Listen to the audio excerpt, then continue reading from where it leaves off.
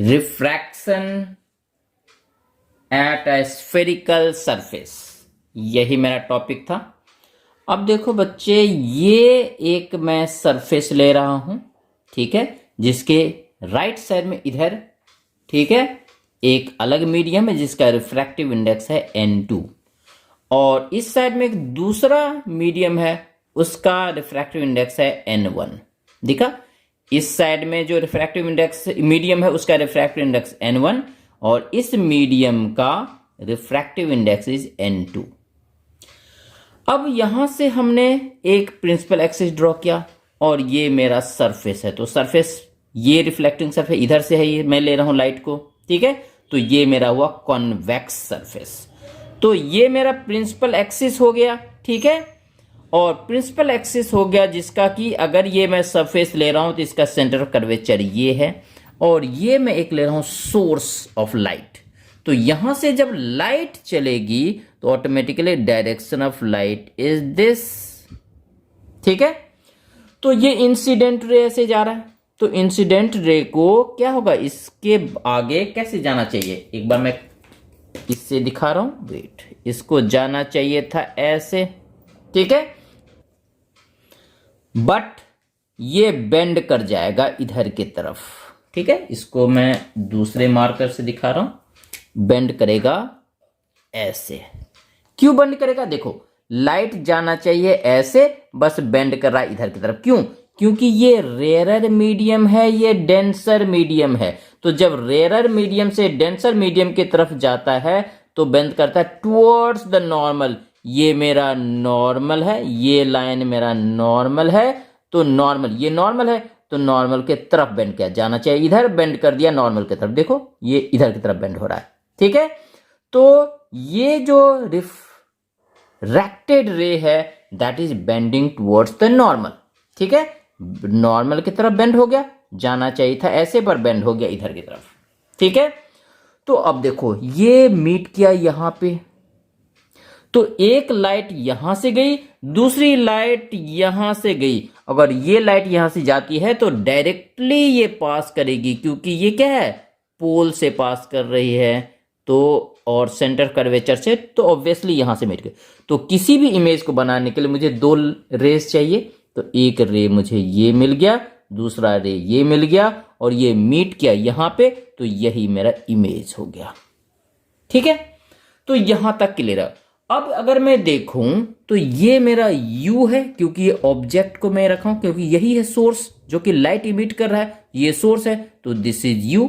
यहां से ये मेरा U हो गया, ऑब्जेक्ट डिस्टेंस, ये मेरा इमेज था, this is V, that means image distance, और ये C है, दैट मीन्स ये सेंटर ऑफ कर्वेचर है, तो this distance is radius of curvature, ठीक है यहां तक। अब देखो, अगर मैं बात करता हूं इस ट्रायंगल की, दैट मीन्स NOM, इस ट्रायंगल की बात करूं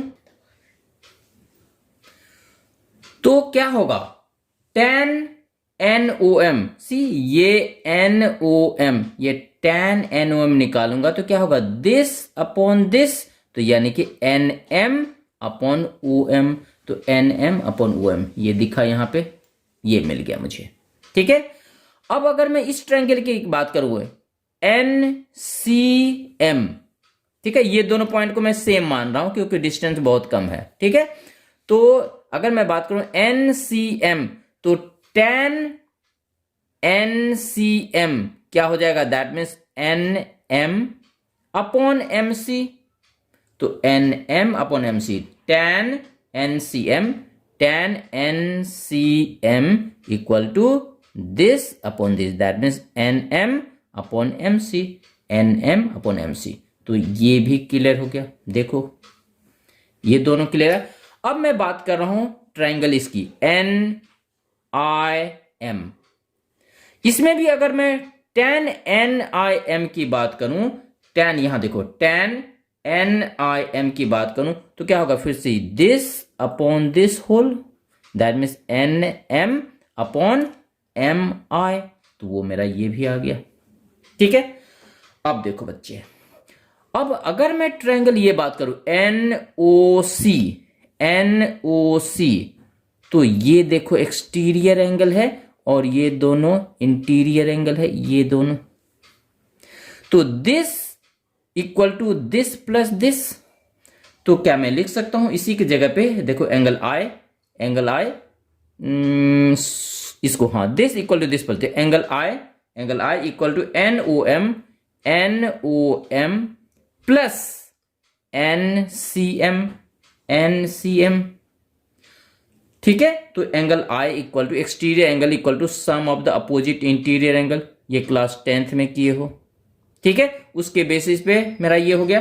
तो अगर मैं ये वैल्यू डालूं तो N O M angle N O M की जगह पे मैं ये डाल दूंगा। अब बच्चे के दिमाग में ये होगा, ये तो tan NOM था बेटा, tan NOM अगर ये एंगल बहुत छोटा हो तो tan NOM is equal to angle NOM।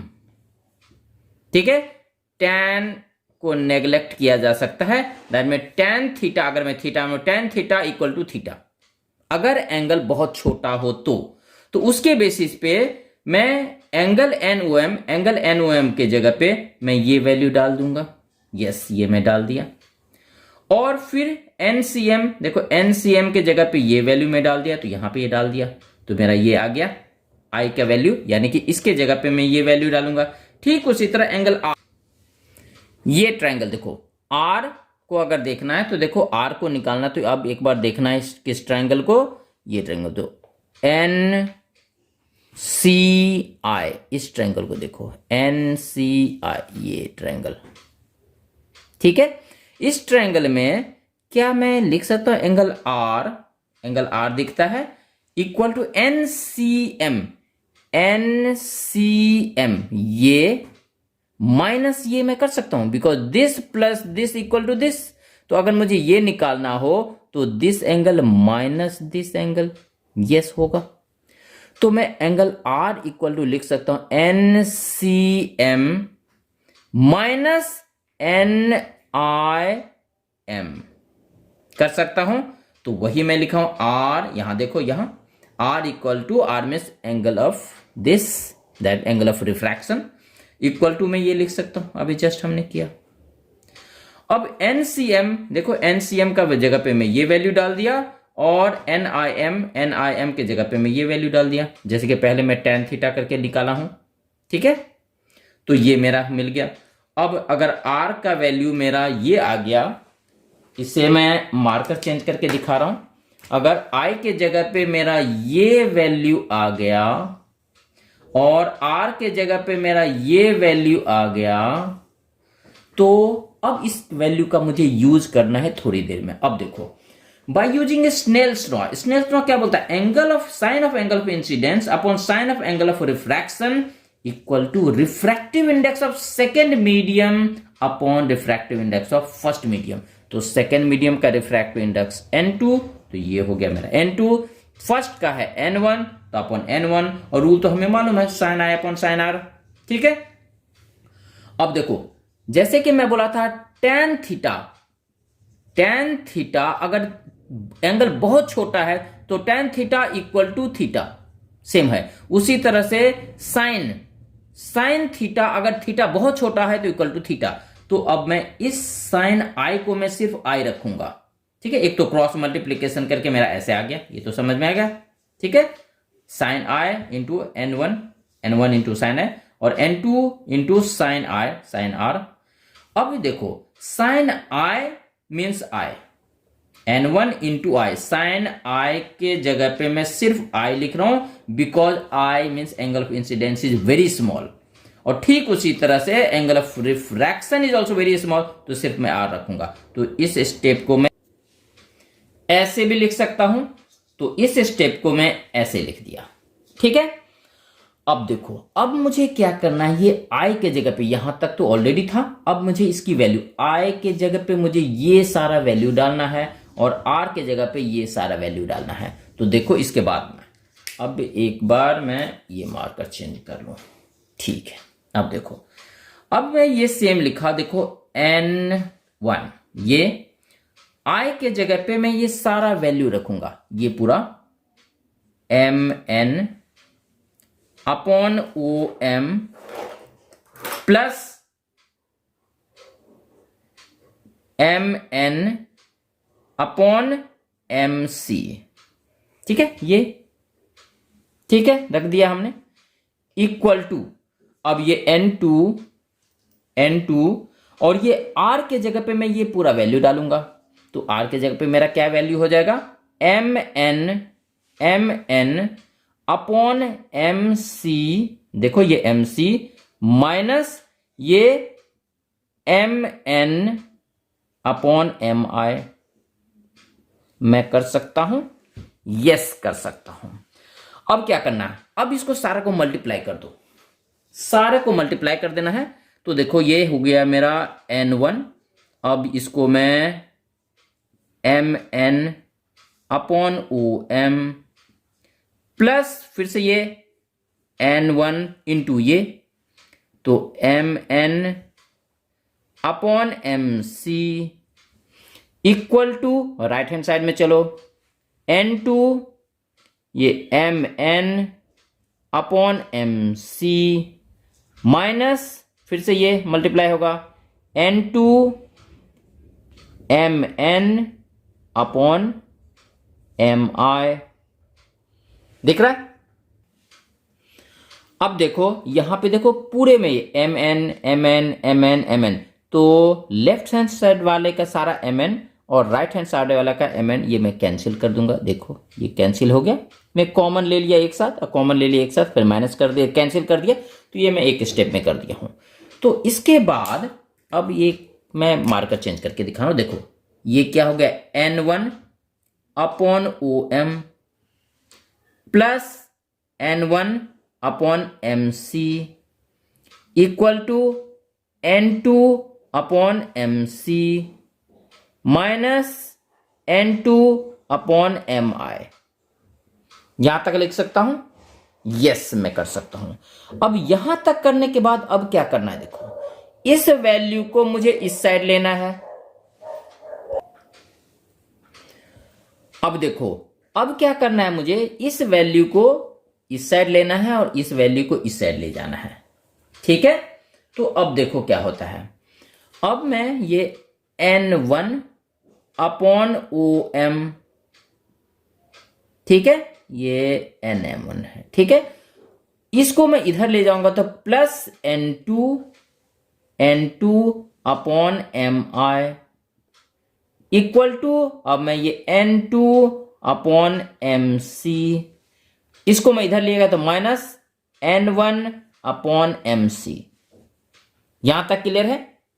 Yes, यहां तक तो कॉन्सेप्ट क्लियर है।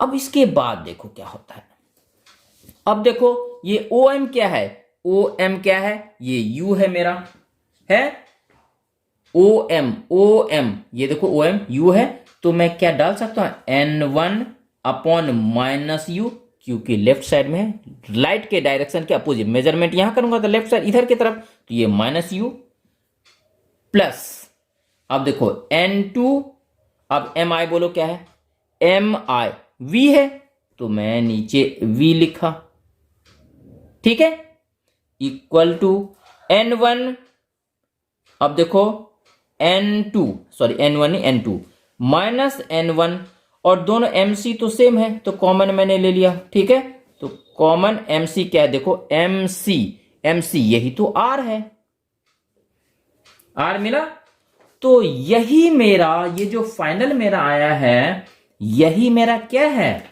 यही है मेरा इसका फार्मूला, यही है मेरा फार्मूला, किसके लिए, इस सरफेस के लिए, मतलब कि refraction at A spherical surface.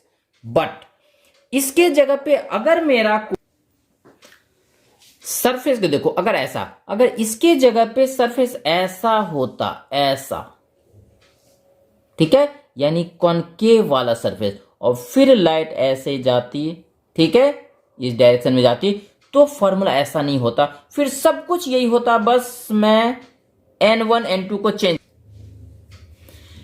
हो जाता, फिर क्या हो जाएगा मेरा फॉर्मूला, ये देखो सेम, जैसे कि ये n1 के जगह पे मैं 2 कर दूंगा, ये माइनस u ही रहेगा, प्लस N2 के जगह पे N1 हो गया, फिर V हो गया, ठीक है, इक्वल टू, और वही रिवर्स में कर दिया, N2 के जगह पे N1 और N1 के जगह पे N2 upon R।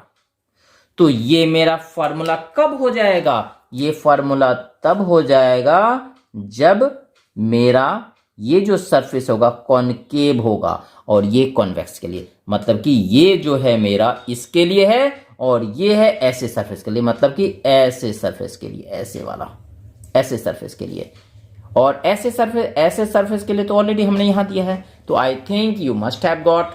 Okay, thank you.